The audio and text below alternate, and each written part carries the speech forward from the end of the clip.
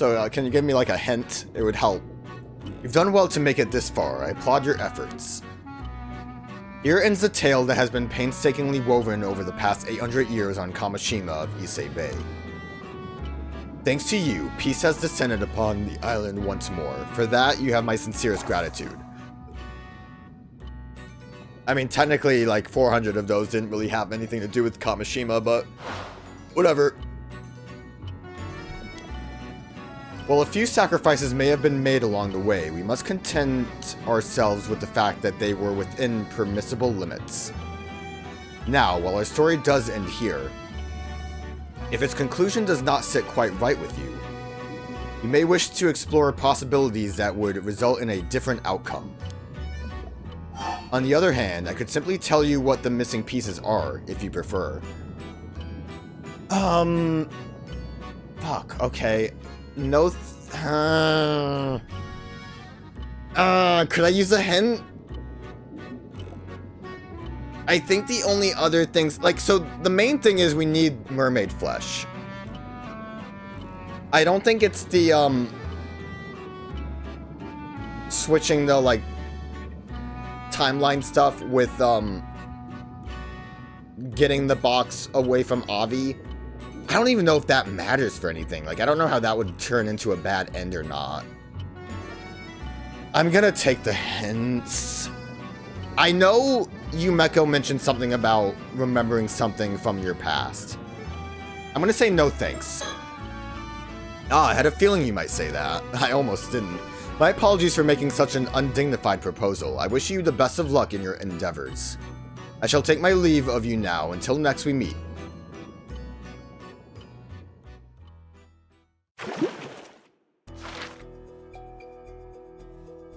Obviously, the mockingbirds are important. I mean, so we have these 3 options that we can shift around. But how much does that change things? I think the main goal is to find a mermaid, right? And I had a big brain idea. We can see if it works.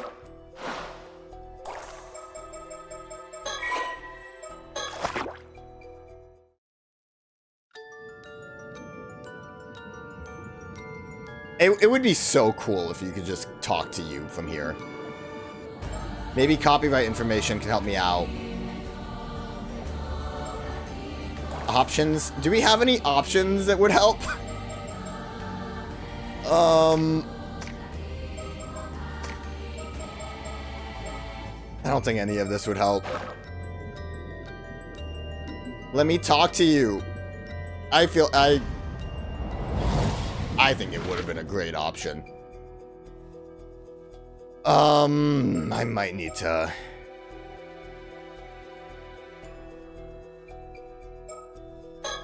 I mean, I still question seeing the mermaid down here.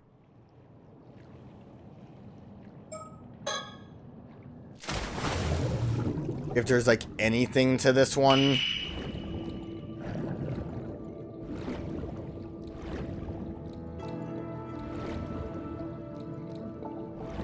It does almost seem like a weird circumstance.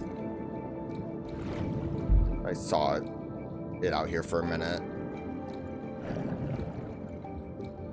Might be on the wrong rock side.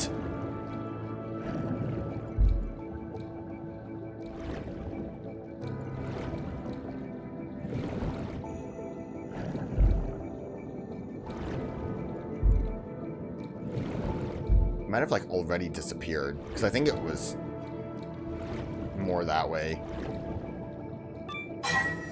I might need to just take the hen.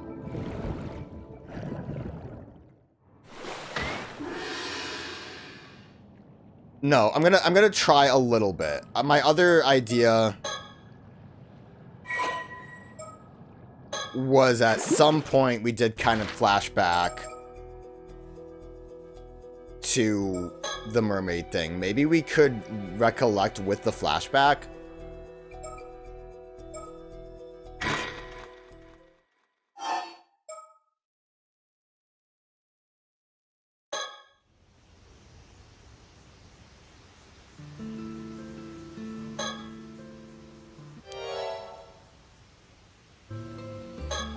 Like, I could kind of see the recollection button needing to come into play.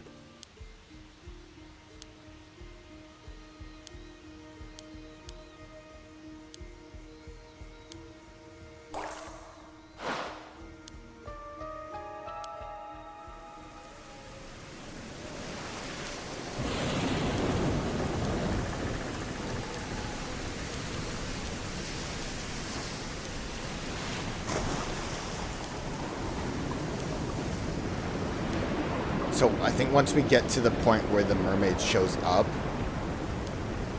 maybe that could do something.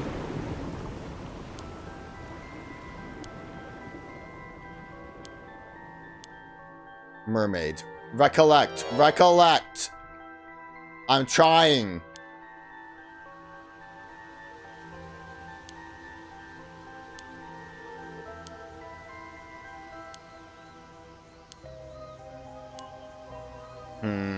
That wasn't it. Wait. Where the disaster happened. I mean, big hint, I guess, would be going back to...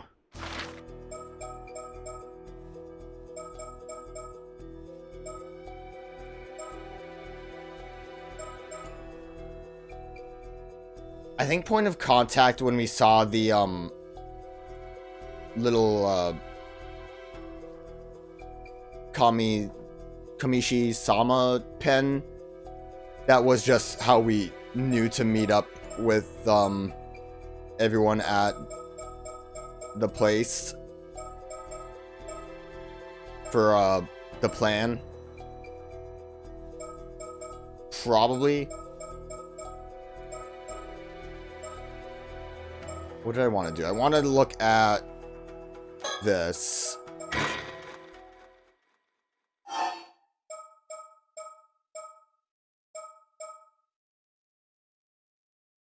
Yumiko's secret?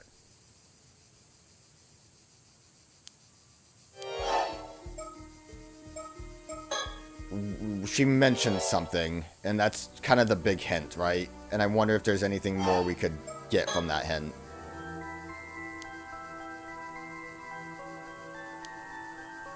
Well, you can't ask her directly or communicate with her in any way. But you know, I heard you have no memory of the incident 5 years ago. Is that true? Yeah, the doctor reckons it's because of the shock. Even my memories of meeting the mermaid are really hazy. This isn't a... Then isn't it possible Sobe told you something that day? If so, the memory of what you heard must be buried in the depths of your subconscious. I can find a way to remember it, but I wouldn't even know how to start. Where would I find my memory of a mermaid? I don't know. The only piece of advice I have for you is to think back. Delve into your memories and score them from corner to corner. I mean, yeah, that basically just sounds like what I need to do is find a specific story chart moment and potentially get a recollection.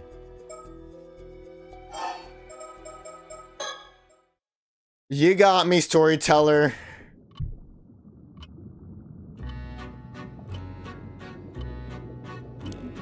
He's probably going to say something too about how I didn't want to hint last time.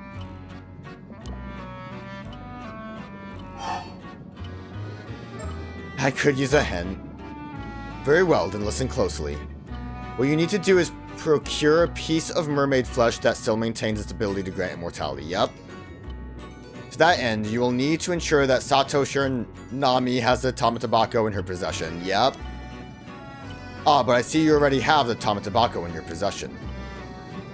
With the Tamatabako in hand, all that remains, of course, is to encounter a mermaid. How else could you hope to obtain some mermaid flesh?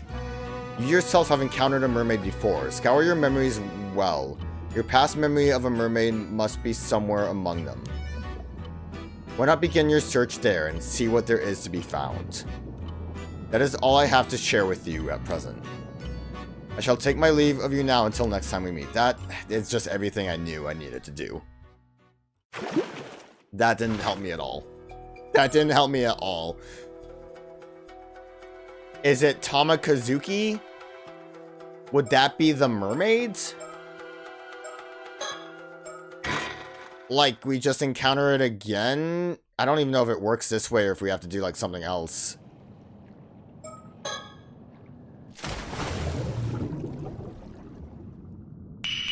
So I wouldn't really say this is a mermaid.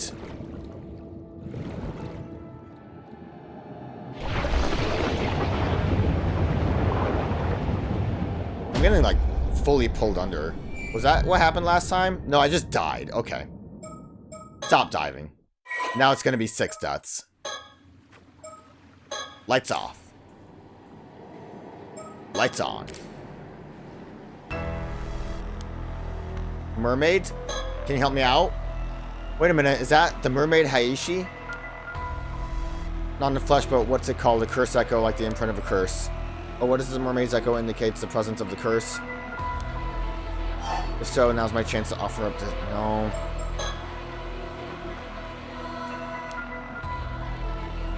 Recollect.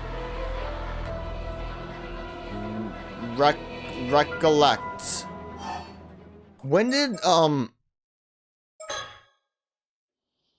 Yuza bring up... It was gonna be that same chapter when I looked to see his, like, past. We still didn't do anything here. I feel like the mermaid scale has to be something. Also something one showed me. Here it is, yep. It really is just as beautiful as ever. And just take it, so let me put it back.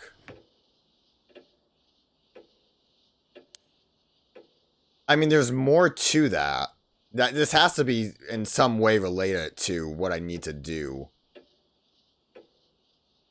But what is there more for me to do?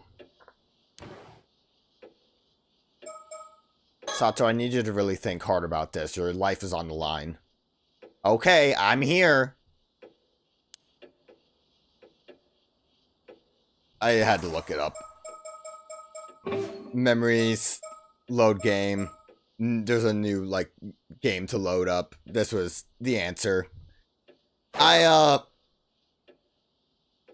don't know, man. I think the only way I would have happened upon that. The problem is, I went to the menu.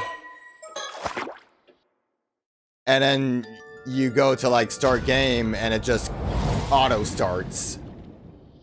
So it's not like you can choose a load game and perchance, maybe, I don't know why I keep saying perchance, and possibly run into it. So,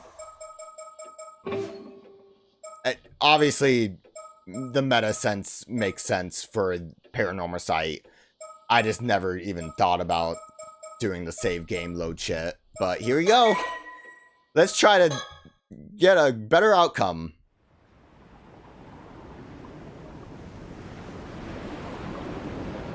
I still have that message you left me, you know. Wait, you do? But it must have dried up ages ago. The thoughts I wove into it should have faded, too. Surely you can't hear the message anymore? Yep, I can't hear a word. But it doesn't matter. It's an important memento, and a part of you as well. That's enough for me to treasure it. Oh, come on. You're gonna make me blush. I was really happy when you shared this with me all that time ago. Well, you know, I can't just show myself in front of anyone, can I? Ah, memories. Is there really no way to hear the message again after it's dried up?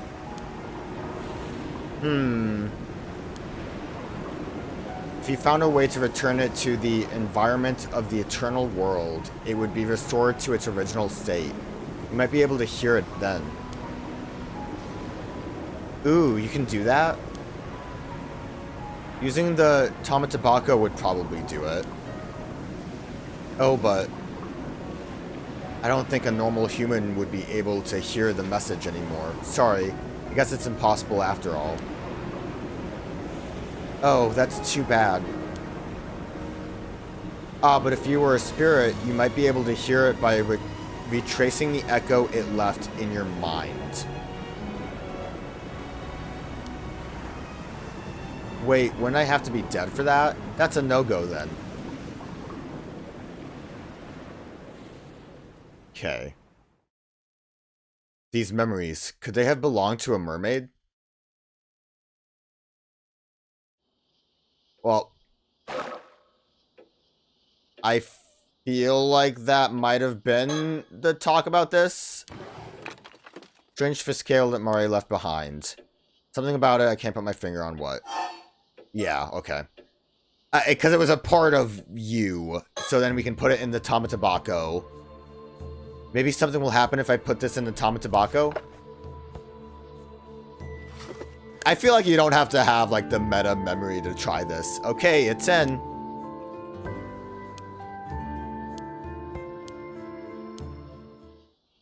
Nothing happened. Darn. I mean, so I would presume that me, the player, can hear something, but Sato wouldn't be able to. Seems like nothing's changed. Let me put it back on the shelf where it belongs. The whole altar's gone, though. I didn't hear anything.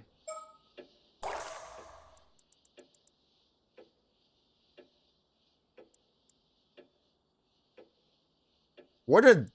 Oh my god. I guess that's where it came from. Okay. that wasn't what I was looking for, but that works out.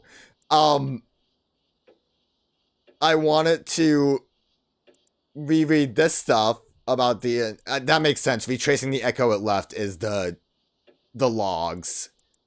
Hello, Mari. Can you hear me? I tried to weave my thoughts into the scales to leave you a message. I hope it reaches you.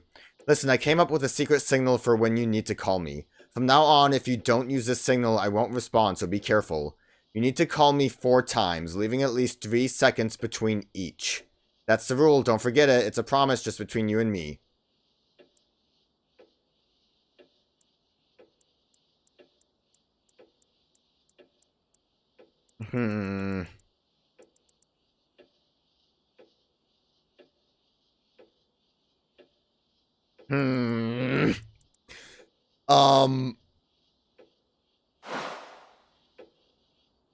I mean, the only thing, I've still been thinking about it the whole time. At least 3 seconds between calls, so like click her 4 times. 1 Mississippi, 2 Mississippi, 3 Mississippi. 2 1 Mississippi, 2 Mississippi, 3 Mississippi. Fuck.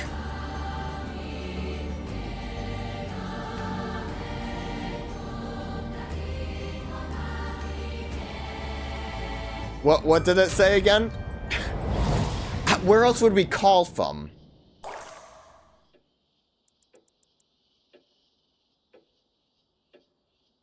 At least 3 seconds between each. Maybe I was too fast.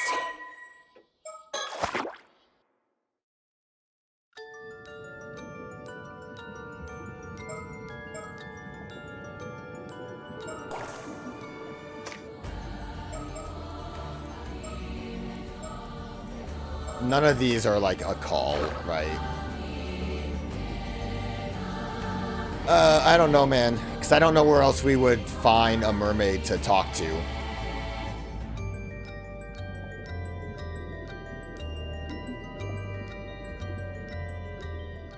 Okay, I was too fast.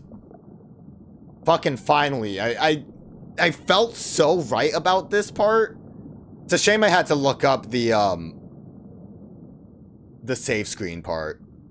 Oh, you know that signal, do you? That signal is extremely important to me. I won't allow just anyone to use it, least of all on some childish whim. Is it possible? So first I have to be sure, who are you?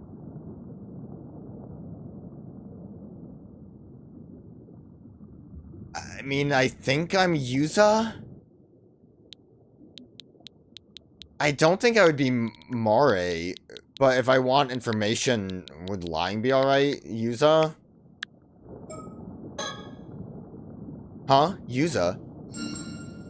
So you do know. Allow me to welcome you, Yuza Minakuchi, or rather, Yuza Minakuchi's severed consciousness. Yeah, they kind of laid that one on thick with the, like, charts to indicate the possibility. I'm the mermaid called Sobe. You've passed through here 10 times now. I suppose it's not that strange you noticed me. It's funny that they keep track of that. This is the place you humans call Ryogu. Though I hear it's also called things like the Eternal World and the World Beyond. Feel free to call it what you like. Whatever the name, it's one of the many worlds that souls of the departed move on to after life. Well, I suppose that's not entirely accurate. The space we're in now serves more as its boundaries than anything else. There's something I always thought to talk to you about, something I had to talk to you about, if we ever happen to meet. Though I never thought you'd come seek me out like this, in the form you are now. But it seems you have your own reasons for doing so. You wish to speak with me, yes? So, what shall we talk about first? Tell me about my mom. You're asking if Mari and I were friends? I'm only going to say this once. You might be Mari's son, but I won't stand for you intruding upon our relationship. The relationship Mari and I had can't be described by so simple a word as friends. Yeah, they were into each other. This isn't the only world that souls of the dead journey to after life, you know. Their number is immeasurable. There are worlds beyond counting. Mari's soul has gone somewhere far, far away. Even here in Ryogu, I won't be able to see her again, so don't ask me anymore. Leave me to my memories of her. Alright, my bad. Was there anything else? Okay. I'm sorry, I feel like I intruded. What do you mean by boundary? How to explain? This is a space that connects the two worlds you can travel between. The world the living Yuza Minakuchi inhabits, and the world that you, a severed portion of Yuza Minakuchi's consciousness, usually exists in. As a spirit, you will always pass through this space when traveling to the world of the living. Normally, something like this would be unthinkable, if not impossible. But it seems you're something of an exception. Was there anything else? What happened on the day of the disaster? Yes, of course, you'd want to know about that. I do owe you an explanation of what happened back then. 5 years ago, on the day the calamity struck. Let's get this out of the way first. I was indeed the one who made you an 800-year immortal. But if you've come here looking for a way to regain your humanity, I'm sorry, but that's no longer possible. Even as a mermaid, there's nothing I can do. You, or rather, the Yuza Minakuchi of the mortal world, are now bound to live out the remaining 795 years of your life there, neither aging nor dying. Nothing can reverse this now. Now then, let me tell you what happened on that day 5 years ago and about the years leading up to it. Oh, thanks. One of 3 mermaids who were said to have lived near Ise-Shima about 400 years ago, she has since returned to her home Ryogu. Mari and Sobe. After becoming unable to return to Ryogu, Sobe had ceased to show herself on the surface, even before members of the Samakawa line. However, upon noticing that 400 years had passed since the sinking of Ise-Shima, she cautiously attempted contact with the current generation's inheritor of the family duty, a woman by the name of Mare Samakawa. In the past, any human she encountered had either treated her as an object of worship or sought her flesh. Perhaps as a result, she immediately sensed something was different about Mare, who treated her in a friendly manner from the moment of their meeting and promised to do all she could to return her to Ryogu. There was no pretense in Mari's bearing, and her attitude when speaking to Sobe was casual and lighthearted. Gradually, Sobe began to open up to her. After some time, they agreed on a secret signal and began meeting surreptitiously. growing closer and the more they learned about each other. A strange sense of trust came to blossom between them, one transcending the boundaries of their respective species. Mari had originally resolved to remain single and never start a family of her own in order to devote herself entirely to her duty with Sobe. However, Sobe strongly opposed this, saying that Mari's life here would continue even when she was gone. So Mari should not deny herself a possible future with her own family. She had seen how happy one of her former compatriots had been upon finding love, and believed Mari deserved to know such joy as well if she wished to. Mari seemed unbothered at the thought, but said that she would consider it if someone suitable ended up coming along. However, that moment came sooner than expected. Upon moving to Kameshima, she met the love of her life, Yuza Minakuchi. Sobe was delighted for Mari and offered her heartfelt congratulations upon hearing of their marriage. While she did not understand the joy of having a family herself, she was gratified to see Mari so happy. It was Mari's constant wish to be able to introduce her beloved family to her dearest friend, but it was forbidden to reveal the existence of mermaids to anyone, even her husband and child. Eventually, the two reached a compromise.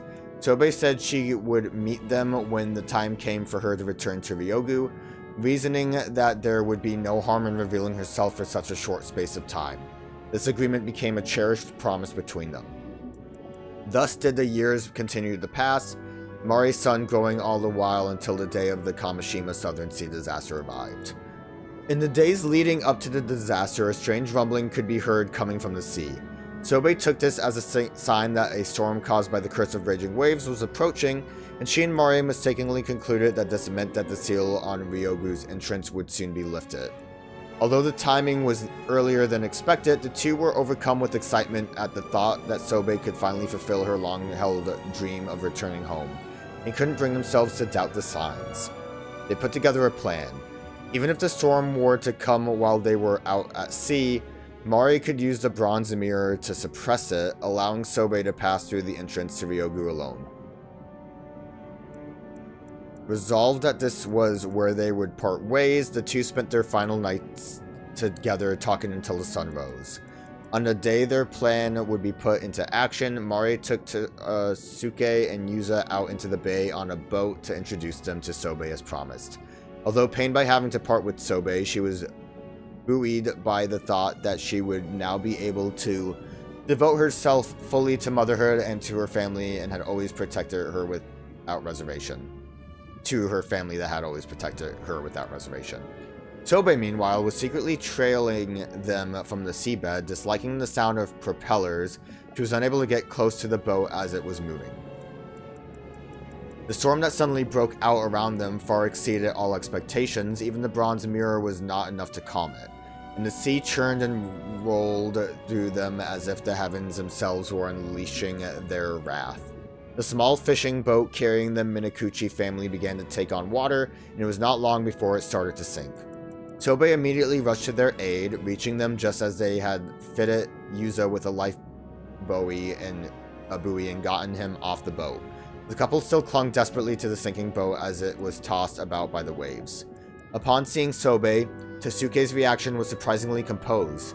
Whether already resolved to meet his fate or just mellow by nature, his first response after Mari introduced her was to greet her cheerfully, thanking her for keeping Mari company and expressing surprise that Mari's faraway friend had turned out not to be human. Sobe, however, had no time for pleasantries. Consumed only by the thought of getting them to safety, she tried to carry them all from the boat, but even a single person proved to be almost too much for her. Naturally, she also lacked the strength needed to tow the boat out of danger.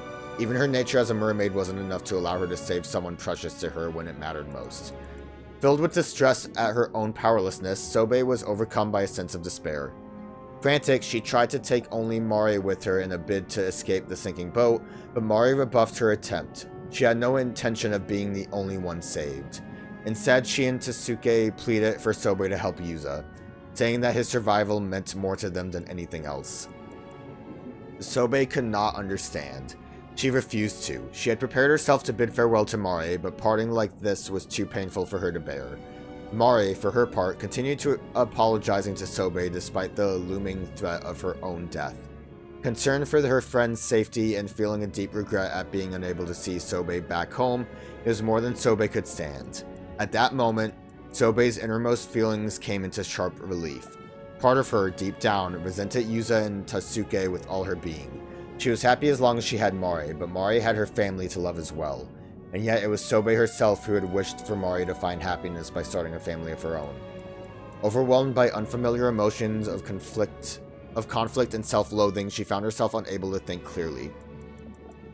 Smiling as she clung to the sinking boat, half submerged in seawater, Mari thanked Sobei for her friendship and told her that the days they had spent together had been some of her happiest. Sobei was devastated. Every part of her rejected the entire situation. She didn't want to hear Mari bid farewell to her like this. She didn't want to part with Mari at all. She wanted to grab hold of her friend and carry her away to safety, by force if necessary. Even returning home to Ryogu no longer mattered to her as much as this, but she couldn't ignore Mari's pleas for her to save her son. Wrenching herself away from the sinking boat, Sobei headed to rescue Yuza, all the while resenting the boy for the tremendous love that Mari bore him. When she found Yuza, she had been caught up in a whirlpool and was barely clinging to life. He was caught up. Sobei caught herself feeling almost satisfied at the sight, thinking that it served him right. If it hadn't been for Yuza, she could have saved Mari, but Mari's pleas to her to save Yuza, that her only wish was for him to survive, echoed in Sobei's mind. The next moment, she dragged the dying Yuza out of the whirlpool and, pulling a piece off her own tail, forcibly fed it to him. Whether the emotion driving her at this point were the desire to fulfill Mari's wish or hatred towards Yuza, even Sobei herself couldn't say. After carrying Yuza out of the reach of the storm, Sobei immediately went to rescue Mari. She finally found her after 3 long days of searching, but her efforts had been in vain. Mari's body was already cold. Once someone had died, it was beyond even a mermaid's power to bring them back. Sobei clung to Mari's body and wept. Never again would she hear Mari's voice calling her name. She laid Mari's body to rest on the seabed and, hiding herself beside it, spent her days mourning, lost in the depths of despair. Several years later, the entrance to Ryogu was unsealed, and Sobei, now with no remaining attachment to the mortal world, made to return home by herself. Before doing so, she met with Mari's sister, thinking to reclaim the mermaid's relic from her. However, put off by the woman's blatant avarice, she found herself unable to muster any interest in her and ultimately returned without reclaiming the relic despite knowing full well the misfortune it could bring. Looking back now, what I did to you was wrong. It was an extreme situation, yes, but I must have been mad to even consider it. Every time I remember, I wonder what on earth I was thinking. How could I have done something so cruel to the son Mari loved so much? Even though nothing that happened was your fault. I didn't expect you to forgive me, but let me at least say this. I'm sorry. I would do anything within my power to ease your burden. There's something you can do. Give me some of that flesh. I need to save my girl. What? You want a piece of my flesh? But why? I suppose it's not impossible. You could bring it back to the mortal world using the relic I left there. Normally this would be forbidden, but I suppose I was the cause of all of this. Maybe it counts as an attempt at making amends, if nothing else. I think that was what was brought up, right? That the box is supposed to be like a portal to the eternal world. There, it's done. I'll send it to the other side. You'll be able to take it from the box there. Mermaid flesh has been transferred to the Tamatabako. The current holder of the box may claim it as their own from the evening of August 7th. It seems you've done everything you came to do. Then this is where we part ways? Well, I can look at the menu again, right? Know that I won't respond anymore, even if you call to me with that signal. Having a means of calling me was prohibited in the first place. Live and be happy, Yuza, for Mari's sake, for all the years she never got to see. Be sure to tell him that when you return to him in the mortal world, be sure to tell him that when you return to him. You're talking about other me. What if I just keep tapping the fishbowl? God. I can't believe, like, I somehow big brain blasted the final, like, step of all of this and just couldn't figure out the load screen thing. Everything else more or less came into... So... Fell into place. No, I don't need to look at the surroundings. Story chart. So...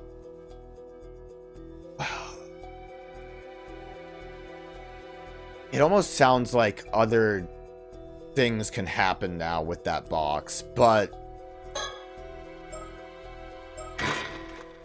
Who cares? We're doing this.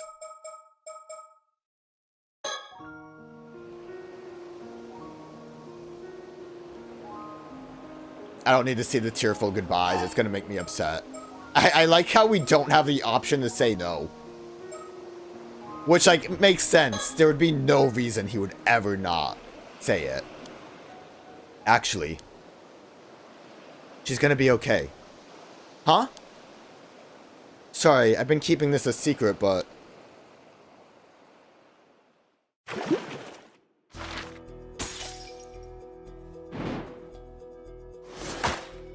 I guess that makes that better too, though, is that this, Memories of the Last Summer might have been, like, a good one and not a sad one.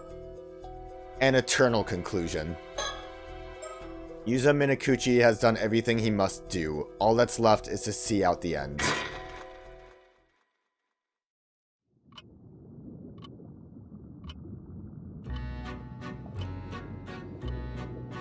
All of your efforts have been truly remarkable. The fact that you are seeing this means all of Yuza Minakuchi's wishes have been fulfilled. You have overcome countless hardships and resolved every dilemma. Congratulations. Now then, as you may be confused as to what exactly has transpired, please allow me to explain. I don't think I really am. Yuza Minakuchi's true objective was to obtain the flesh of a mermaid. How can you get this far and be confused? This was to fulfill his oath of making Sato Shiranami immortal again before her imminent demise. They might live 800 more years together. Sucks for Sato that she's gonna have to live 5 years alone, but it's, I guess comparatively, it's okay. However, who could have expected multiple curses to strike Kameshima at the very same time? Yes, I'm referring to the Curse of the Raging Waves, born 4 centuries ago, and the Curse of Tamashige, which had built up over 800 years. While such calamities would appear to offer naught but misfortune, as luck would have it, these curses were blessings in disguise. They led Yuza Minakuchi down a path that would otherwise not have been possible. One could very well call it a miracle. The key to all of this was, of course, your efforts. Now, I shall describe each pivotal event of this story in the order of occurrence. I don't know if that's necessary? One fated day, August 7th, Yuza Minakuchi went diving and searched Kameshima for leads to find mermaids. However, that night, I'm surprised Chie never came back again. I didn't think she was going to be super important, but I thought she'd at least show up a couple more times. However, that night, Keppe Akoma sent Kikuko Tsutsuo as an assassin to cause the tragedy of Kameshima, thereby allowing him to capture Sato. This shifted Yuza Minakuchi's priorities away from his search for mermaid flesh, as he is tragically killed and his mission ends in failure. It would seem that fulfilling his wishes was never in the cards, and he instead met with a terrible fate. However, yeah, the fact that they had this, like, thing to show us made that kind of clear. That I would have thought otherwise that we might have been the Onmyoji or the guy that was protecting Taishima. I forgot what his name was, the, like, grandson to the Pirate King. However, the consciousness lingered within his severed head witnessed something inexplicable. It was the sight of his 800-year immortal body regenerating a new head. With that, a new mind, complete with all memories intact, formed inside the regenerated head of the resurrected Yuza Minakuchi. The severed head then disappeared, yet the consciousness that had remained within it did not return to his body. Rather, it became a spirit that crossed over to the afterlife, what some might call the eternal world. Thus was another consciousness separate from Yuza Minakuchi's primary body formed. And that separate consciousness was you. You once asked, "Who am I?" But may I assume the answer has now become clear? Yeah, I had to answer correctly to talk to the mermaids. The separate consciousness of Yuza Minakuchi remains in the eternal world despite the firm resolve it held. Growing ever more anguished over its failure without knowing what had occurred afterwards.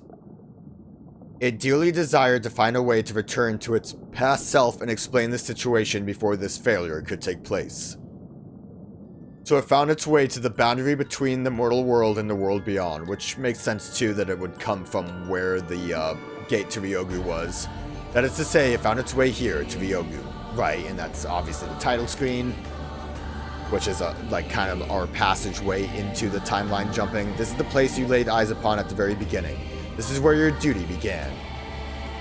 The fact that this place just so happens to be where the mermaids reside turned out to be a stroke of luck.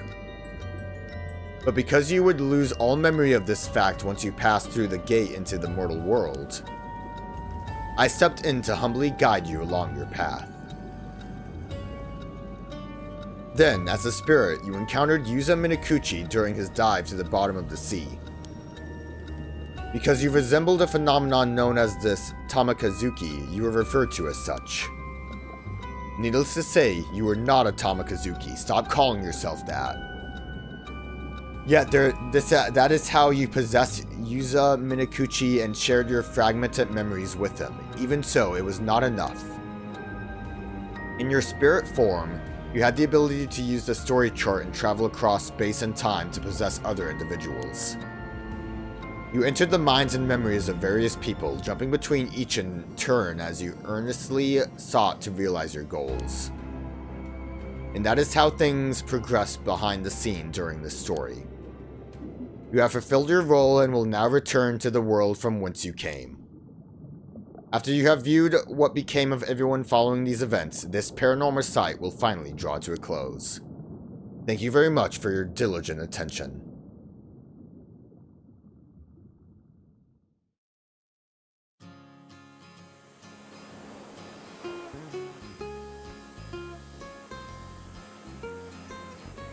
Oh, so you've decided to accept your inheritance, but you're going to university first? Uh-huh. The wheels are in motion for me to take over the family business after studying real hard at university. Your whole life must be undergoing some major changes. Are you managing okay? You don't have too much on your plate? Actually, about that. Get this, turns out my ma used to be a certified public accountant. I had no idea. Anyway, the plan's for Ma to manage all the assets while I'm studying my butt off. That's really convenient. She was apparently waiting like a hawk for the moment to swoop in and make sure you got everything coming to you. I don't know if I should call her cunning, but Tsukasa's mom sure knows how to get things done. That's wild. Well, that reminds me, there was something I wanted to ask you, Azami. You mentioned wanting to ask Tsukasa out the other day, so how'd that go? Whoa, Sato! You're seriously gonna ask that right in front of everyone? Jeez! I mean, I guess it's fine since I already asked her, but that could have ruined everything. It would have been kind of funny if you didn't ask her. Wait, you did? When did all this go down? Oh, I couldn't help myself. I've been dying to know. I had to ask, even if it messed up your mojo. You sure are something else, Sato. Anyway, if you need answers that bad, you should ask Tsukasa. Oh, the eyes change. So, what did you say, Tsukasa? How did he ask? Where was it? Tell us already. You're way too invested, Miss Encyclopedia. You know how things are with me right now. The truth is, I haven't given him an answer yet. Oh, but at least it's not an outright rejection. How long are you gonna make him wait? I gotta do some soul searching to figure out how I feel. I need everything to settle down, so around 4 or 5 years, that's a lot! That long? You're gonna keep leading the poor guy along all that time? Right? And to top things off, she asked for my help in the meantime. Your help? Yep. I want to take over for Old Man Wakamura and make Kameshima the best place it can be. I want it to be way more convenient and bustling than it is now. An island that tourists flock to, you know? That means I'll need to start a business to manage all that. As you can see, I've got loads of stuff to do. That's why I need you to give it your all as the leader of Kameshima, Azami. Yeah, I guess I want all this stuff for Kameshima too. That all sounds great, and Azami will definitely be a big help. So he's taking over the... basically the role of Wakamura. Sorry, everything's happening so fast. My plan is to have Azami rise up the ranks and help me out with the whole bunch of stuff. Once he becomes a big shot like the mayor or something, then maybe we can start going out. What? That'll take way too long. I'll be an old geezer by then. See what I mean? This is what I have to deal with. Seems like that cunningness runs in the family. Ahaha. Well, you've got something to strive for now. Good luck with it. Quit your belly aching, Azami. We're doing this for Sato and Yuza too, you know. Yeah, I know. We talked it all over before. Huh? What do you mean you're doing it for us? Let's just say we were surprised when we heard about you guys the other night. Ah. About how you became an immortal yourself 5 years ago, yeah? By that stage, you'd secretly gotten your hands on some mermaid flesh for Sato. Yeah, how does he explain that? And now Sato has become an immortal for the second time. And the fact that you guys have decided to stay together for the next 800 years, it was a lot to swallow all at once. Yeah, sorry for dropping such a big bombshell on you guys. Also, to be precise, we're going to be together for the next 795 years. What's 5 years when you've got centuries? 5 years is a long time. Yeah, he's right. And we're going to discuss the idea of going for another 800 years when we get close to the end. That's so adorable. Yeah, okay, whatever. That's up to you guys. Do whatever you want. Okay, Tsukasa, way to just... We don't care about your eternal love. But don't forget that you owe us for keeping such a big secret from us this whole time, got it? For real. See, I told you we should have gotten their advice from the start. Yeah, you have been saying that from the get-go. I know you said you'd live on the down low in Kameshima because it'd be a whole other thing if people found out about you two, but... people will eventually start getting suspicious, even if you try to lead normal lives. What are you gonna do then? Well, we kind of assumed it would all work out somehow. It's true, we haven't really thought about that at all. We figured as much. That's why we're going to protect you, the two of you. They're gonna create the Speedwagon Foundation. Huh? We'll make some rules on the island so no one will get suspicious of you no matter how long you choose to live. How would you make rules? I mean, it's gonna take some time to put our plan into action, but... I'm sure we'll be calling the shots around here by the time people start thinking there's something fishy going on with you guys. I was thinking we could build a shrine for you two to live in up in the mountains. Oh, a shrine? That sounds incredible. We can say gods are enshrined there, so people shouldn't go near it without permission. Then I'll make sure the descendants of the Kumoi family are protectors of the shrine all the way down the family line, so they'll always protect you, until one of them gets greedy and might try to do something. But, you know, that'll only happen like 600 years later, so it's fine. The Samakawa family managed to pass down their legend for 400 years, so I bet my family could handle a shrine for 800 years or so. I guess also, not that it matters in this end point, I guess Azami's dad just happened to really get killed for no reason. They were really just boats that were out there at the time. That's so thoughtful, but I feel kind of bad for making you guys worry so much, not to mention several generations of your family. Hahaha, it's totally fine, don't mention it. Nothing makes me happier than seeing you and Sato together like this. I know you went through a lot to get to this point, Yuza. I'm really happy for you. Azami. I'm serious. Really, so happy for you. Like, seriously overjoyed. You heard the man. That's why we won't let anyone get in the way of all this happiness. Azami, Tsukasa, thank you both so much. Oh, Tsukasa, the fact that you'd think up all these plans just for us means the world to me. Well, there was one other reason. Yuza's never been the type to look before he leaps, so we have to be around to make sure he doesn't get into any more trouble. Ah, good point. Hey, that's not true. You're the one who always got me into messes, Azami. Nope, you're both wrong. You have any idea how much apologizing I've had to do for you guys over the years? Oh, but you're gonna make it up to me now. I'll work you both to the bone. You too, Sato. We're gonna put Kameshima on the map.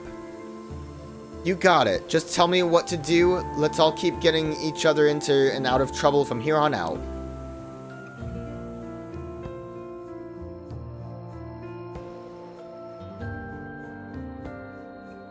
There is a legend in Kameshima. It is a story passed down through the generations about two gods in the guise of a young man and a young woman. They would often leave their shrine disguised as ordinary humans and happily stroll through the town. On occasion, they would sneak off the island and travel around the country before returning home. The people of the island would stop and give a small bow whenever they came across the couple, and silently watch as they went on their way. No one knew from whence the pair had come. Their history was shrouded in mystery. But it is said that this mischievously playful and intimately harmonious couple would always look upon one another with pure joy. There was apparently only one inviolable rule concerning the pair. One must never sneak up and startle them from behind. Because they get spooked? What's up with that one? Several decades after those events, the country has seen 2 new emperors reign, and people with any detailed knowledge of those fateful days have grown few and far between. Now, the Kantekisho ruins of Kameshima have become a sacred place for lovers, with couples flocking to it to strengthen their bonds. On this day, the young visitors who happened to come see the sights spotted a young man and a young woman together on the roof of the Kantekisho ruins, gazing happily out to sea.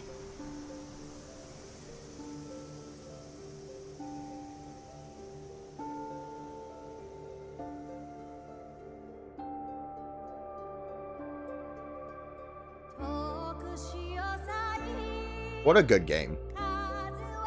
I think overall, I like this more than 7 Mysteries. I think, I think the fact that the past events interconnect a lot more with the modern day stuff because of the immortality thing definitely makes it work a lot better.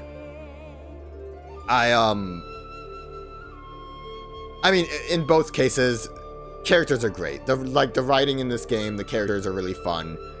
In both of the Paranormasight games, are really enjoyable. The diving mini game's kind of weird. Like, it obviously had its little, like, mischievous meta purpose for, like, oops, turns out you died because you died in the real world or whatever. Which I guess also makes a lot more sense too. I was gonna say, like, Yuza deciding to drown while he was diving just for the sake of looking for information seemed a little bit crazy, because, like, you would have felt that pain, but he knew he was immortal and he was doing it for the love of his life, so it makes sense that he would do that. I don't know what was up with seeing the I'm blanking on her name. Forsaken Fish Mermaid out in the water, if not just for the fact that that was around where the box was when we were diving. I liked the ability to kind of make more decisions that had to make you think a little bit more, even if it still comes down to somewhat more obvious choices, although I got screwed up by, I'm thinking more so about, like, our plan to stop the murder of everyone by using Cersei and Soto. I got a little carried away with Tsukasa, but mostly I was right about that plan. I'm still a bit bummed that I ended up looking up the loading of the memory, but I don't know, that really did not cross my mind at all, and it really should have. I guess a big problem is, like, with 7 Mysteries, the meta aspect was kind of front-loaded at you to remember. You didn't really get any of that in this game until the end, besides the, like, mentioning dying while doing the minigame pit.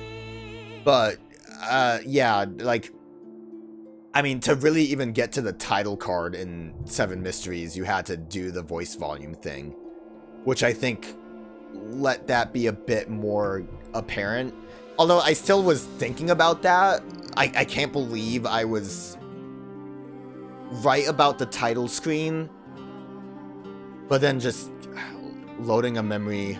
And the worst part is I've played a game that has something similar happen before. I'm not going to talk about what game it was, but I have played a game that had some saved game shenanigans.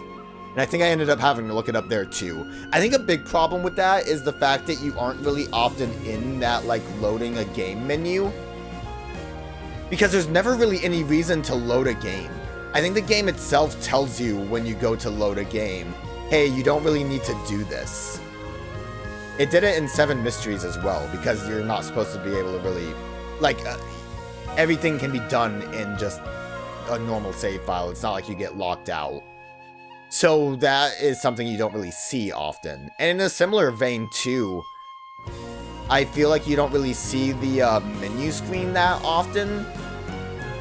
So I could kind of see that being a sticking point that players might forget about. Because, like, you know, modern day games, you put your console in sleep mode. On PC, you might have an easier time remembering it.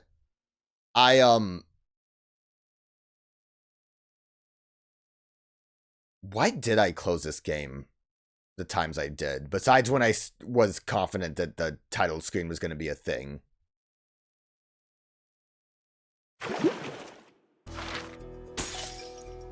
Alright, we are done, except something about the box, which I think might lead to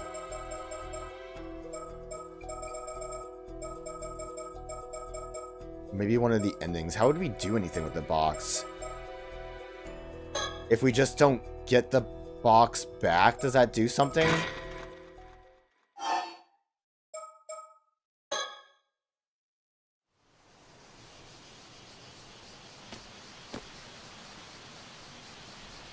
Think about what we're doing.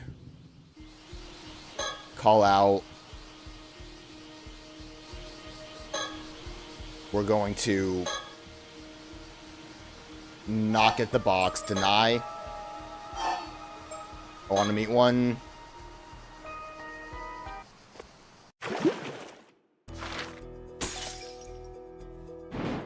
Yes. It starts from here, though. Or, no, I guess not. It still kind of goes into this. Okay. An exciting Ise-Shima adventure. Because the idea here then would be that the box has the flesh in it. So then, is Avi gonna be immortal? In the possession and leave Kameshima to search for Kipai Koma. They actually get a chance to leave?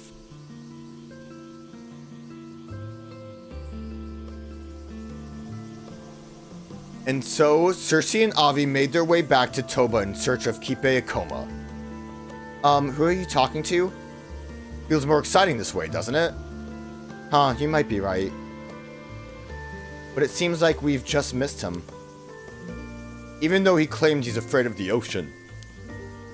The people at the port said he left for Kameshima on a chartered boat. There are no more ferries today, so we have no way of getting back to the island. I'm afraid there's not much else we can do. Well, as long as we've got the Tamatabako, there might be another chance someday. Cersei, what's wrong? I don't know, but the Tamatabako is giving off a strange spiritual energy. Oh, I did notice it felt a bit heavier than before. Let's take a look. Huh? There's something inside. Huh? Something just appeared inside? What's this? A chunk of flesh? My goodness, could this belong to a mermaid? Wait, what? Is it real? It exudes an incredible spirit energy. Whatever it is, it's extraordinary. Doesn't this feel too good to be true, though? It could be a trap or a curse. Wahaha! I actually found it. The gods haven't forsaken me after all. Thank you, world. I accept your gracious offering. Is he eating it right now? Yick! Are you seriously gonna eat a chunk of mystery meat just like that? What's wrong with you? Well, not particularly good. Very watery, not much fat, and no real texture. But it's not too fishy, so fried manure style, it might not be half bad. That's all well and good, but I wasn't asking about the taste. I'm not planning on trying any. How do you feel? Is immortality setting in? I don't feel any different. Want me to stab you or something? Whoa, slow down. What if it didn't work? I'd just suffer a painful skewering for nothing. Yeah, well, I'm pretty sure painful things will still hurt you even when you're immortal. And as far as I understand it, an immortal body doesn't regenerate unless you're fatally wounded. In that case, I must politely decline. I'm not the biggest fan of pain, you see. Anyway, I'm sure I'll find out if it worked one day. And the fact that we got a hold of the Tamatabako is already worth the trip. Well, as long as you're happy, that's all that matters. And that concludes Avi and Circe's exciting Ise-Shima adventure. Thanks for reading, everyone. He's narrating again. Well now, I suppose I'll be going back to the US. What about you, Circe? I think I'll keep exploring the Kai region for a little while longer. So what about the, body change, though? I was thinking of paying a visit to Kimono Gongen. That was the deity of the Kimono region, right? That's the one. Actually, it's a collective term for the deities enshrined in the 3 grand shrines known as the Kimono Sanzen. Just casual. So, what is with the, body change part that we've learned about the history? Because you would assume that would mean that he gets body shifted. Maybe it's not as quick. Obviously,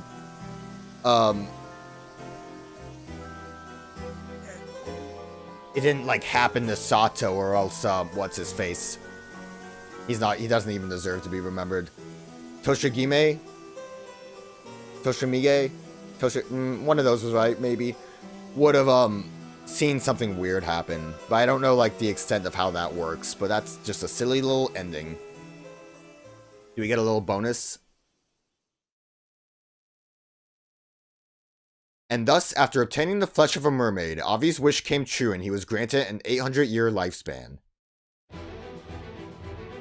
A man like him, who constantly seeks out new adventure, would most assuredly never encounter a dull day in those 800 years. Living his life to the fullest, he traveled the world in an everlasting search of thrilling mysteries and marvels.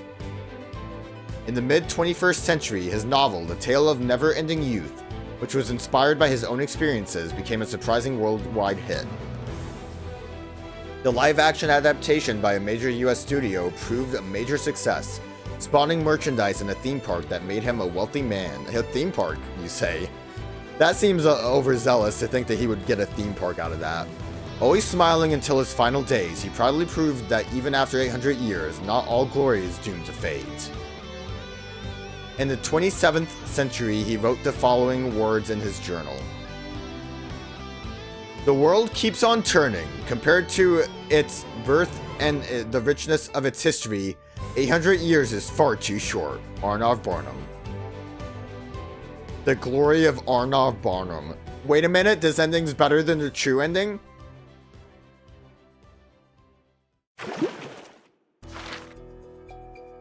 Okay,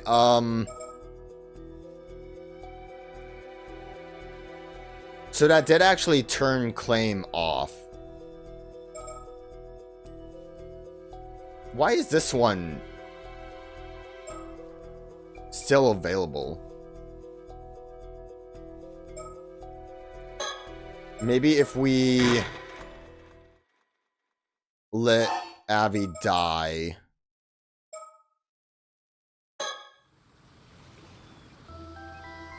Oh, this wasn't where I wanted to start from. If we let Avi die, maybe that leads to Kikuko having the box and doing something with it. That would explain why this didn't have a check mark on it. We have the mirror, we're gonna die.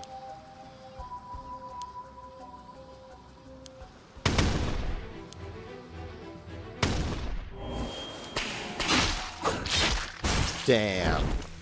I goofed up.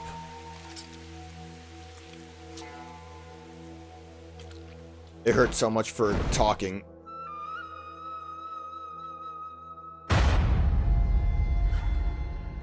Well, it does just lead to a Barnum death. Who else would have the box?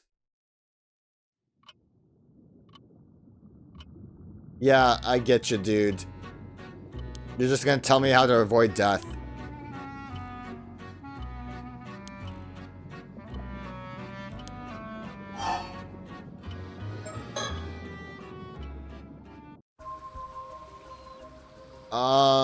We are missing an ending.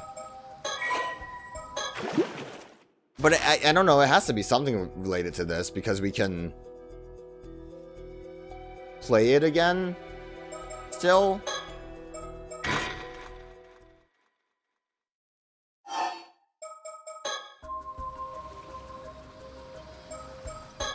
Maybe if I go as far as throwing away the mirror, but keeping the...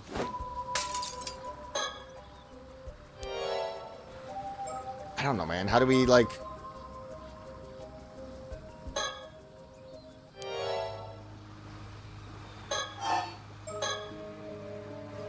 We just need someone that's not Avi to have the thing, right?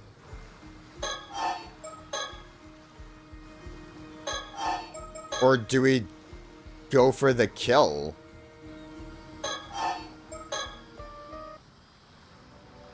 Do you think going for the kill changes anything? It does kind of still seem like that was unrelated to getting any, like, decent...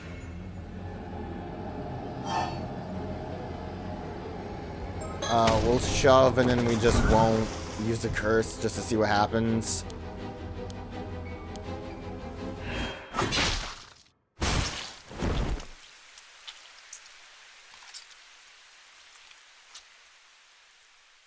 I think it's basically going to be the same thing, right?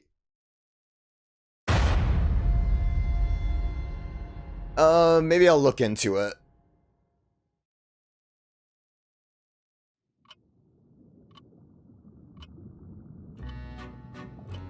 Especially since the storyteller showed up again. Okay, so it actually turns out if I had just continued with this part, we do have to kill her. And this will lead to something different. Basically a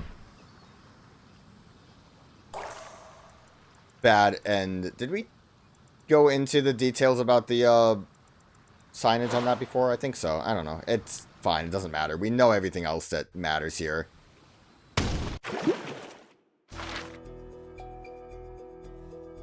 I guess it makes this the bad end.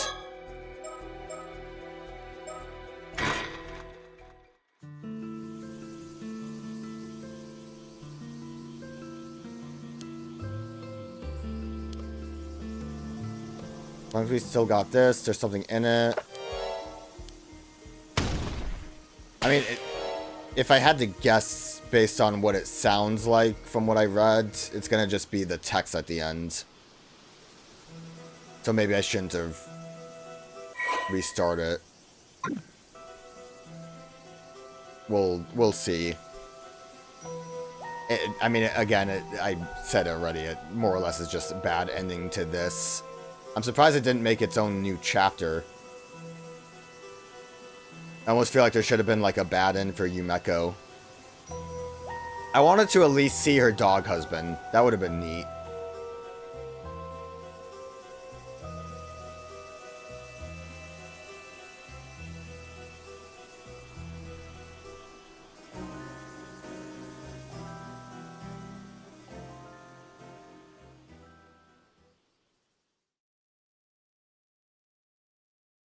And thus, after obtaining the flesh of a mermaid, Avi's wish came true and he was granted an 800-year lifespan. However, soon after, Avi was detained at the airport by the Paranormal Affairs Bureau under suspicion of murdering Kikuko Tsutsuo with a curse. It was the mangled half-fish remains of Kikuko Tsutsuo washed ashore on the coast of Toba that brought the crime to light. Avi fought back furiously, yelling and demanding he get a lawyer and saying he refused to talk. He did everything he could to avoid conviction. In the end, the case never went to court. However, citing the rule that 800-year immortals must be sealed away, a decision was made. From that day on, Arnav Barnum, the cheerful fantasy novelist, was never seen in public again.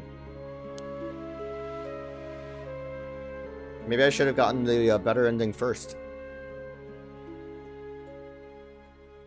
I'm surprised they had like a full image for that, like a unique mermaid picture. I would have expected that almost to be the ending if we just continued with that timeline, not even with the like mermaid flesh. But yeah, sucks for him. And that's yeah, that should be everything except for we gotta read some Mockingbird lore and then check out that theater afterwards. Alright, so how do we start this? I guess it would be easier to keep track of if I go left to right and just kind of make my way through it. But let's actually start with the little guy. Tit for Tat, the top troublemaker of Blue's Brutal Beaks, a gang of delinquents from Avi's Academy, like aviaries, not Avi the foreigner, Abe's Academy, who have recently been wreaking havoc throughout the region. Despite his cute Snowball-like appearance, he's both fierce-tempered and ruthlessly territorial, and the force with which he flies at anyone who messes with the gang's turf is more like a bullet than a snowball. But he's just so dang cute. Tango and Turkey, dapper dancer on the Bamboo Breakers dance team, known for his fleet footwork and vibrant display of tail feathers. Having originally harbored dreams of days spent flocked by adoring fans, the current situation with team darling Maverick Mandy as the apple of everyone's eyes has him gnashing his beak in frustration. Alright, so yeah, that's the hatred there. Fastlane Frigate, a diehard sea racer most often found speeding across the surface of the ocean. This thrill seeker was originally drawn to the danger of always being a wing beat away from a watery grave. After falling for Maverick Mandy at first sight, he joined the Bamboo Breakers dance team in a complete 180 from his usual ways. In recent days, he's often seen fumbling his way through unfamiliar dance moves and puffing up his bright red throat sack in an attempt to catch your eye. So, like, is all of this a dance troupe here? Because, like, we have the kind of color coding I didn't really ever consider. Right? Like, is this all the Blue Beaks and then Dance Squad? Is that how it goes? Maybe we should actually do it all from the groupings. So let's like finish this group up. We'll go back to Snowball here, finish that group up and move on. That might work out a bit better. Especially if we can like kind of correlate some people together. We'll go with you. Maverick Mandy, a member of the Bamboo Breakers dance team, this lucky duck is envied far and wide as the man who stole the heart of Maverick Mandy. The two are now a pair of lovebirds anyone would envy, or so he thinks. In reality, the only time they can be called that is during their extravagant dances, and he remains blissfully unaware of her frequent flings, a fact that everyone else on the team has already noticed. Like everyone, yeah, I guess this is the frequent fling. But they're best buds, oh my god, they're best buds though. You hate them. The twin leaders of the Bamboo Breaker dance team, these sprightly sparrows, charm everyone with their perfectly synced partner dances. Particular about keeping clean, they always set aside break times for baths, even during performances. The recent rise of junior member Tit for Tat has caught them off guard. and the two now view him as their rival in adorableness, something which Tit for Tat has not noticed at all. Yeah, Tit for Tat's a bit cuter. Sorry to say. Okay. Tutton Tile, a senior member of the Bamboo Breakers dance team. She was scouted after they were inspired by her lightning-quick movement when rocketed upwards in surprise at the music blasting. I'm sorry, did I even read that right? She was scouted after they were inspired by her lightning-quick movement when... the team, okay. The Bamboo Breakers were inspired by her lightning-quick movement when rocketing upwards in surprise at the music blasting from a boombox. Having been nest neighbors with Tit for Tat since they were hatchlings, the two remain good friends to this day.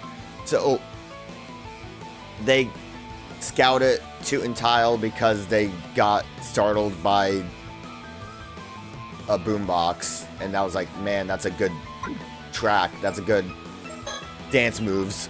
Maverick Mandy. I didn't even realize like how much detail is on here. Like it says that they're a cockatiel. It says Mandarin duck. Wild turkey. Great frigate bird. They made a Pokemon out of that. Java sparrow. The darling of the Bamboo Breakers dance team. As fickle as she is flirtatious, her tendency to toy with birds other than her current view causes relationships with the team to become more tangled by the day. Her heart is easily stolen by birds with unexpected sides, and the most recent object of her affection includes a bad boy with a cute face and a girl who dominates the dance floor with her tempestuous moves. Okay, so she just really focused on them.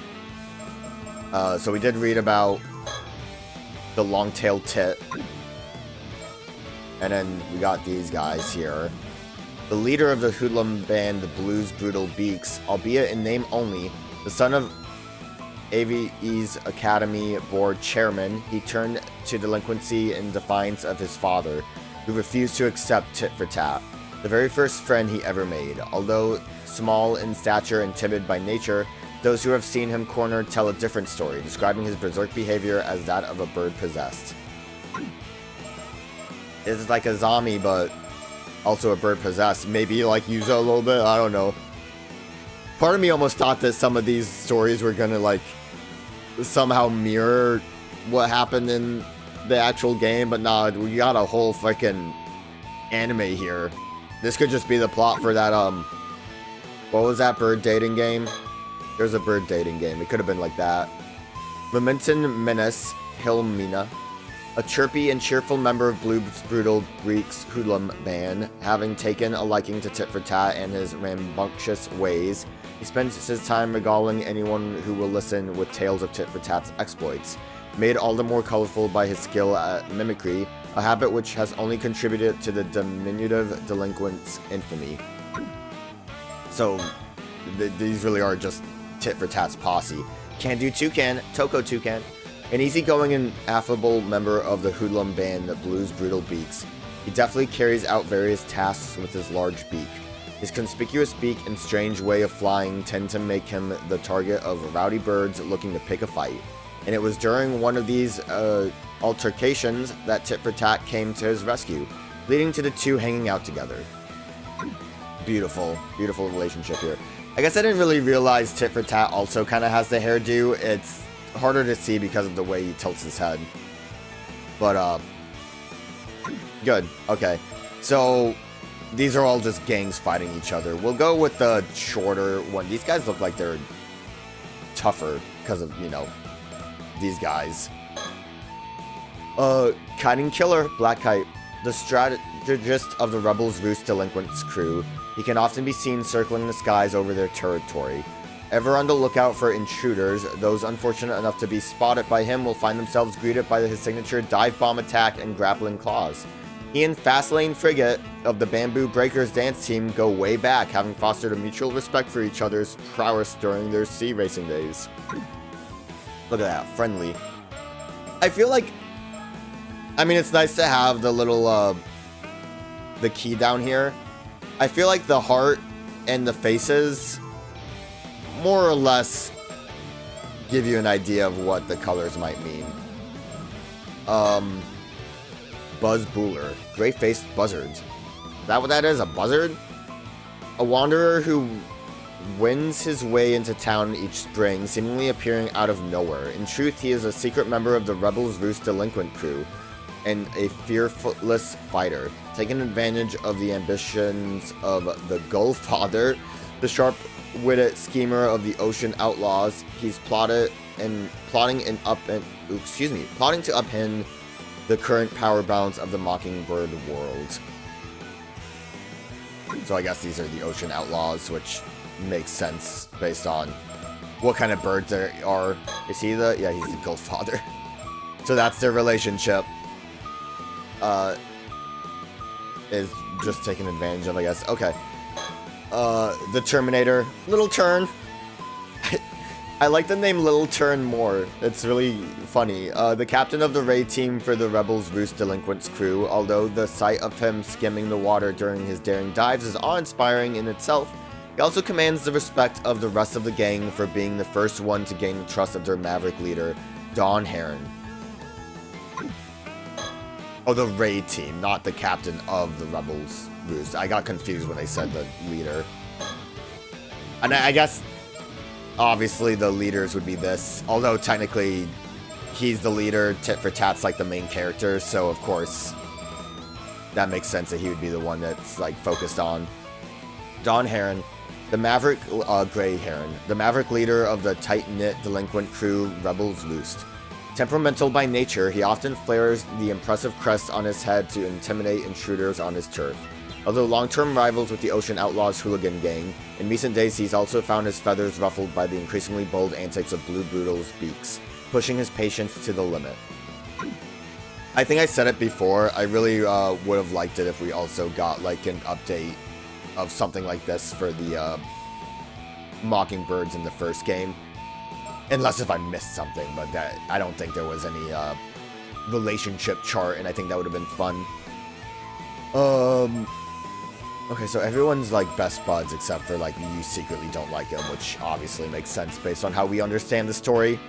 The second in command of the Ocean Outlaw Hooligan Gang makes sense too. Second in command, also black-tailed gull. This sharp-feathered bird is instantly recognizable by the cheek black band on his tail feather. Beneath his sunglasses, his sharp red-rimmed eyes are constantly focused on the top spot in the gang, and these ambitions have led him to scheme with others in an attempt to exploit any cracks they can find in Albatross Boss's overwhelming charisma. Golan Rose's Seagull. A member of the Ocean Outlaw Hooligan Gang, usually found while willing away his days at the seaside.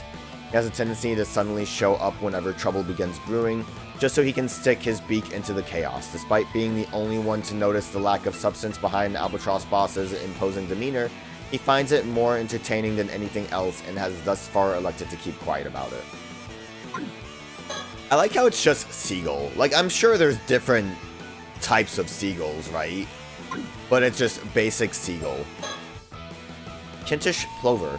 One of many birds inspired to join the Ocean Outlaws Hooligan Gang by the commanding presence of its leader, Albatross Boss. He's best known for his ability to quickly blend into the background, so much so that no one is entirely sure when exactly he joined the gang. Hell yeah, that sounds like how I would be. Just kind of like wedge my way in there and like, I'm here, I was always here. Brown Booby. Booby Bravo. Steadfast senior member of the Ocean Outlaw Hooligan Gang, accustomed to living in a group, he's quick to step in and smooth things over whenever he hears of a dispute erupting among the gang's ever-growing ranks. Second to none in his loyalty to their leader, he's quick to tell him whenever he finds a promising new feeding ground. Blues Cruise, Blue and White Flycatcher. A singer-songwriter in charge of producing pumping tracks for the Ocean Outlaws Hooligan Gang. Do you really need someone to be in charge of that? He can be found at the same spot every day, jamming to his repertoire of songs. He's recently hit it off with Tit for Tat, who admires his work, but he remains unaware that his new fan is a notorious delinquent. How do you be unaware of that? I feel like this whole, like, blood fighting, I was gonna say blood rivalry, whatever. I feel like that wouldn't be really well hidden, Albatross Boss. Can't believe he's a short-tailed albatross. The leader of the Ocean Outlaws, a gang of hooligans who soars around the sky of a seaside town. His imposing size and taciturn demeanor have won the admiration of many birds, leading to his influence growing by the day. However, the truth is, he's really not thinking of much at all. His silence just happens to be interpreted in a flattering light by those around him. I love those characters. Have you ever seen Honda-kun? Dude that doesn't know what's going on, but he's like the most popular guy. It's fun. It was a good show. I enjoyed it. Anyways, that was quicker than I thought it would be. Thankfully, it's not like an overly long description of everyone, so that worked out pretty well. But let's see what the Mockingbird Theater has to offer. Curtain call.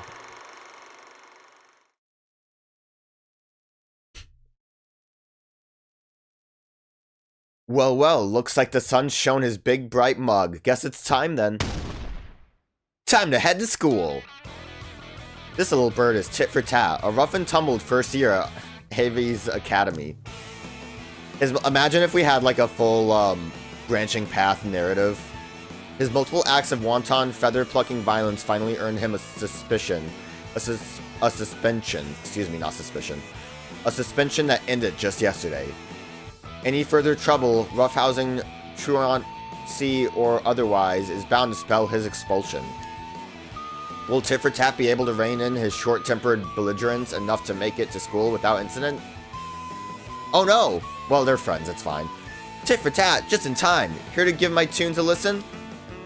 Well, if it ain't Blues Cruise, the best belter on the beach. I'm glad we know all of the details about these characters, or else we would be lost already.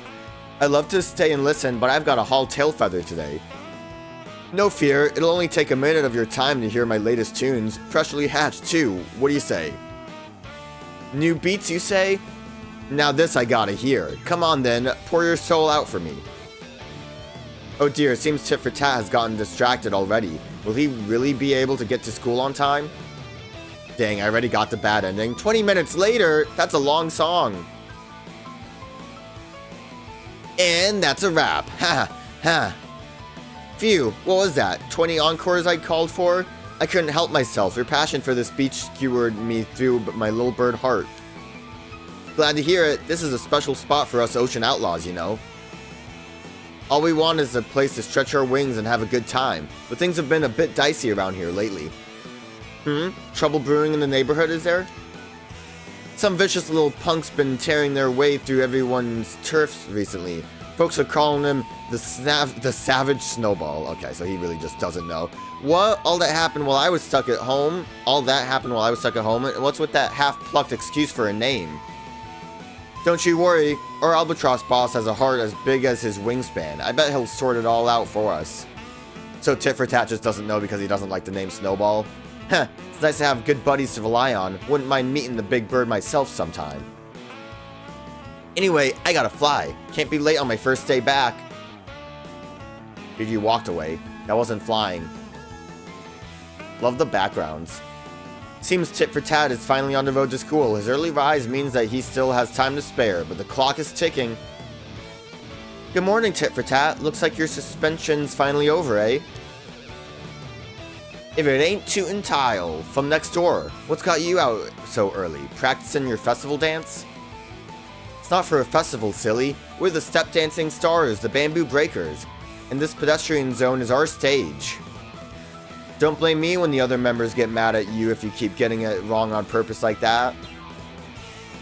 Hold it right there. Oh, these guys hate Tit for Tat. These perfectly synchronized shouts. It's the I like how you can kind of see like the other birds like heads down below. It's the twin leaders of the Bamboo Breakers, the Jiving Javas. So, oh god, oh jeez, I can't. Damn straight. Oh fuck. Can we give me a minute? Jazzy and jaunty Java. So the punk thinks he can get away with calling our slick steps a festival dance, eh? But he thinks he can charm his way out of it with that adorable baby face. But he knows what's up. Lovable looking cut as deep as any talent. Damn straight, the three of us together would be unstoppable. A trio of pure preciousness. We'd take the streets by storm. The world would be our eggshell. We get the sticker treatment? Okay, whatever, it's fine. 20 minutes later, they're just going off. Tit for tat, we challenge you to a dance-off. And if we win, you have to join the Bamboo Breakers.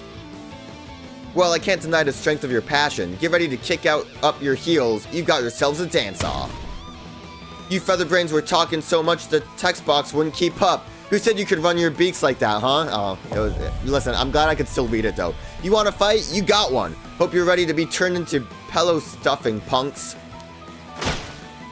Tit for tat, you stop that right now. Dead. I like how Tit for tat was ready for the dance-off and then realized this is stupid. You can't afford to be late today, right? Leave these two to me and get to school. Heh, you're one tough bird, Tootentile. But I appreciate you knocking some sense into me. I'll pay you back for this, I swear. Sure thing, let's go eat those pellets everyone's been talking about later. Wait, what about our sticker debut? Our heroes suffered quite the holdup, but luckily no feathers ended up flying in the end. I'm surprised we didn't get any, I already forgot the name. The ducks. And now the school gates are straight ahead. Will he make it through them before the bell tolls? Oh no! Well, it's friends. Tit for tat, you're finally here. Little Blue, you've been waiting here for me this whole time? Oh, I knew you were my best bud for a reason. You're seriously cutting it close, though. Don't tell me you slept in on your first day back. Nope, I got up with the sun like a good early bird. Just had to go through a whole song and dance on the way, that's all. That's funny. For a song and dance. Good one. I see why everyone loves Tit for tat. He's such a charmer. Just because you were an early bird doesn't mean you had time to spend catching worms, man. Huh, no time for worms today. I did snack on a few bugs along the way, though. Took about 20 minutes, but I gobbled them all up. You might as well have gone for the worms at that rate. Anyway, let's get through the gate before they close. Come on. Oh no, that's Dawn Heron? I've had it up to my crest with this bird shit. We're settling who the biggest bird on the block is. Right here, right now. Huh? What's all this about? Oh no, of all the birds. It's the leader of the Ocean Outlaws, the charismatic cruiser Albatross Boss. And the leader of the Rebels Roost, the Ashen Assassin, Dawn Heron. I love the, I don't remember his name, but the one that's just kind of flying. Like, he's just stuck in motion, diving. Why are the two neighbors big shots squaring off over pecking order in front of our school? Man, Tit for tat doesn't like it. And right in the middle of our turf, Tit for tat's gonna bust a gasket. Aw man, he's quivering with rage already. It's only a matter of time before he blows. Heh, I'm only pulling your flipper, mate. Don't worry, I'm just gonna have a little talk with him. What? You wanna talk things out?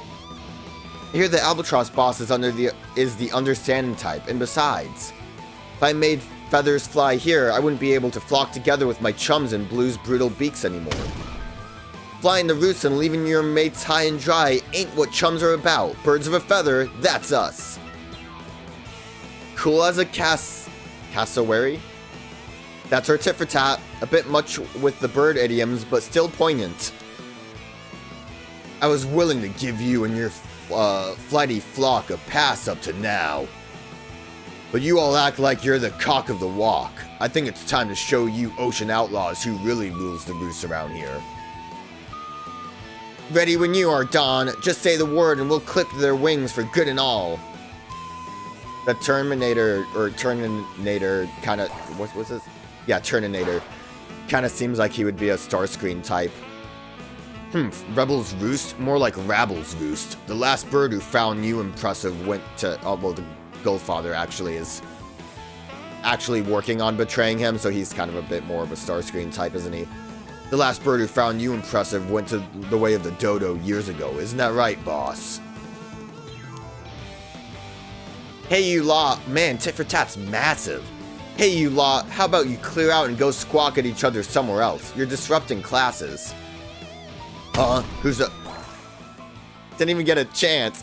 Huh? Who's the little puffball? Go back to your nest and hide in your eggshell, fledgling. Puffball? Fledgling? Got a problem with long-tailed tits, do ya? Well, this bush tits had enough of your shit. Aw man, his temper's as short as ever. He snapped like a twig with too much weight on it. I'll tear out your feathers and decorate my nest with them. It'll make a plucked parrot look pretty by the time I'm done with you. And you still have time to go to school, hopefully. They're dead. Huh. Amazing, he tore through the local heavyweights like they were damp nesting material. But it looks like it ended too quickly to cause an uproar. Come on, let's go before the teacher notices. Those were some serious moves back there. Not that I'd expect anything less from the savage Snowball himself. Huh? What's that you called me just now? The savage Snowball. Man, I wish I had a cool nickname like that too. Who are you calling a Snowball, punk? Eep, you're flying off the handle again? And so Tit for Tat's legendary rampage began. It lasted until well after the school day had ended. And ended up landing him a full-fledged expulsion from Ave's academy. Ave's academy, not Ave again. The end. So he just can't go back to school? That's the bad end. We got the bad ending. That was fun.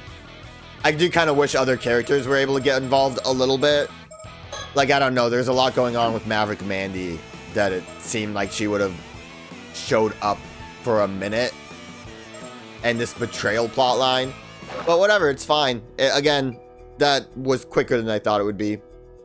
So the only other thing is we do have file 38, which is going to be like, congratulations. I am missing file 2, but I looked it up and I know where it is.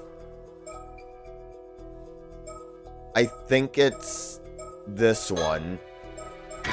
It's not going to be anything too crazy because it's just going to be, I think Mount Asama. It's basically going to be just like environment lore, I think. But it seems like it's a pretty easy one to miss. Actually, I think I was right on it too. I think it's the cityscape. I looked at surroundings, but cityscape itself is different. Over there you can see the city of Toba spread all out along the coast. By the way, they tend to call this the Ise-Shima region. But most of the time the term includes Toba as well, something to keep in mind. So when I hear Ise-Shima, I should also think Toba, eh? Good to know. That would have been good to know, but we've already beaten the game. So this is all I'm missing. Although the term Ise-Shima is sometimes used to refer to part of the Nansei southern region of Mie Prefecture, the area covered by the term is not clearly defined, with it usually referring to the two major tourist destinations, Ise Shrine and Shima Peninsula. I'm kind of surprised we didn't really ever go into a shrine, and their surrounding areas. As the area referred to as Ise-Shima also includes Tobei City, is also sometimes referred to as the Ise-Toba-Shima area to avoid confusion. So not really a big deal, we just got that bonus. And then we have file 38.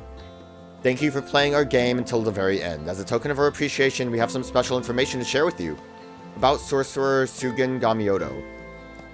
According to the results of According to the results of an investigation conducted by the Paranormal Affairs Bureau, the original Sugen Gamioto retired following last year's incident involving the 7 Mysteries of Hanjo. So was he the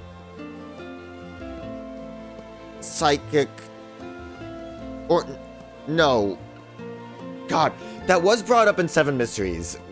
That was kind of like a side thing that didn't really seem to matter that much related to the soap company, but I wasn't sure if that was the same name.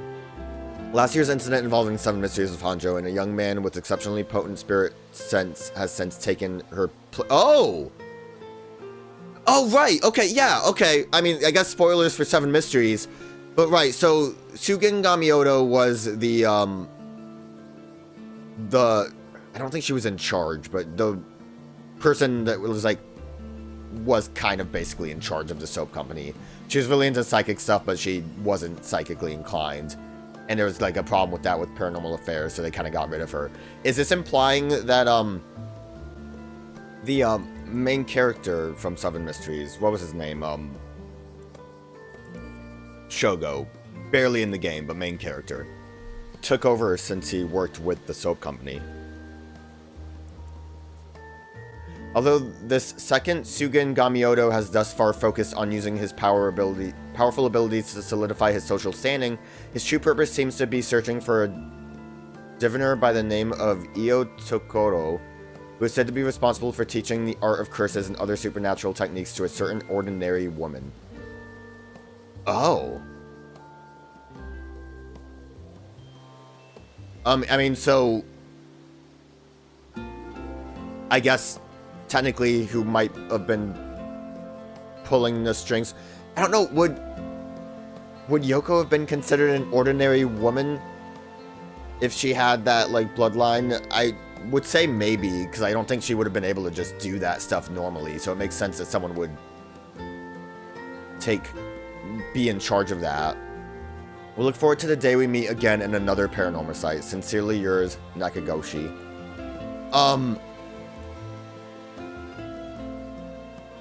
I would think that might be what all of that implies. Let's go back to the story chart real quick.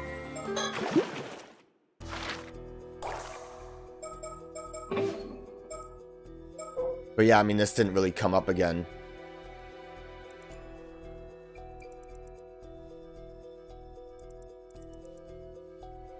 Nothing really new came from this.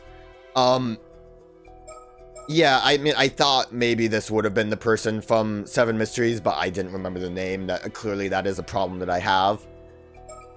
But that's a cool way to kind of connect it. I would assume that would have been what that is, because like he worked for the soap company, so I think that did come up that like the director of the soap company took an interest in him. But yeah, I love this game a lot. I took a break before I came back to read the Mockingbird stuff, but like I kind of just was thinking about this game the whole time. Like, it really stuck with me. I mean, a day. It's not like it stuck with me for years to come. That's up to my bad memory to decide. But I mean, both games are great. I just think this one has a better tight-knit kind of connection with all of the characters and events. I loved that Shotaro had his like shitty moment at the end, and then they just kind of glossed by it without like a second thought, implying how little it mattered, which I appreciate. Because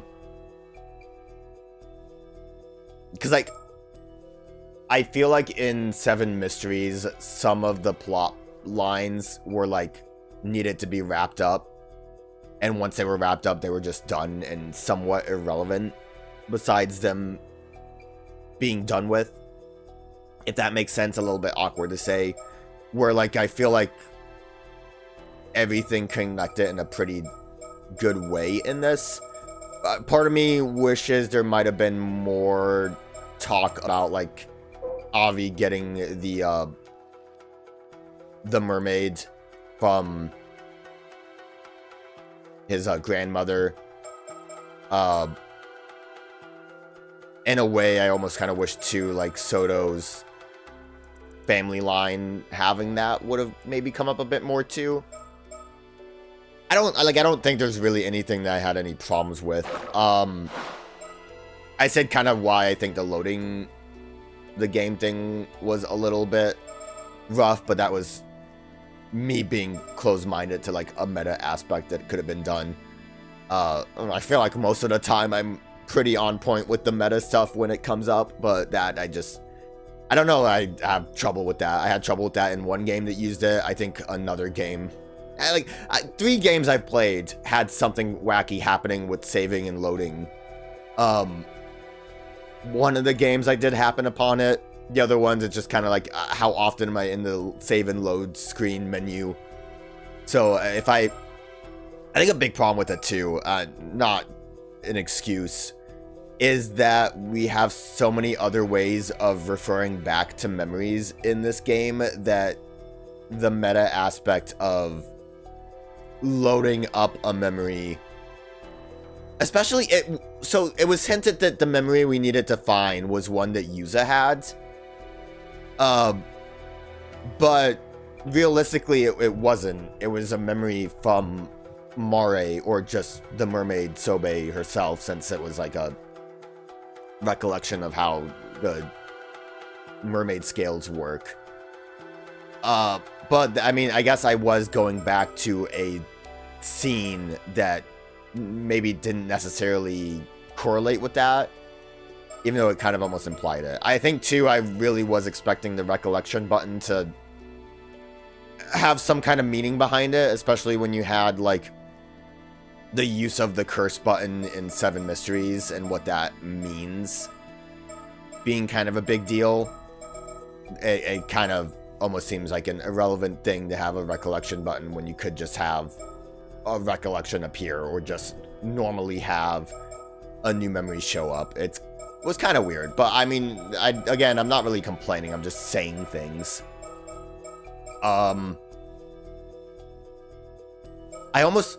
I guess what I would say too, I wish Yumeko had a scene where she learned about Yuza and Sato getting together and being like immortal together, because I feel like how much Yumeko's like into romance, she would be like totally on board or like swayed by it. I mean, I know like she basically said that she was going to turn a blind eye to the immortal thing because of all the events that happen, and that's fine, but if she also like came in and I don't know, I feel like Yumeko needed kind of a more like a proper endpoint conclusion, because like when everything was said and done, we went and said goodbye to Avi and Cersei. Yumeko and Sobo just kind of were gone, and I get that they would have been busy with all the bureaucratic details of the event being over, but it would have been nice to have a little conclusion with them. That's I don't know, I'm sure there's a lot I have to say about the game, because it has, I enjoyed it, I liked it a lot, the story was great, characters are great. I really do look forward to more Paranormasight. The File 38 makes it sound like they kind of already have a plan for like maybe an overarching plot point. I don't know if like, I mean, this seems kind of crazy. Like, are they going to do like an Avengers Assemble of Paranormasight? They do have the groundwork for it. Mio and Cersei are part of the Paranormal Affairs Bureau in a way. I mean, Cersei is like not technically, but they could easily like join forces. Also, the like investigation from the Paranormal Affairs Bureau seemed to involve Yumeko learning about stuff and like contacting Sugen Gamioto. So, you know, them together could do something. At that point, I don't know who else would like show up from anyone from Paranormal Affairs, I guess.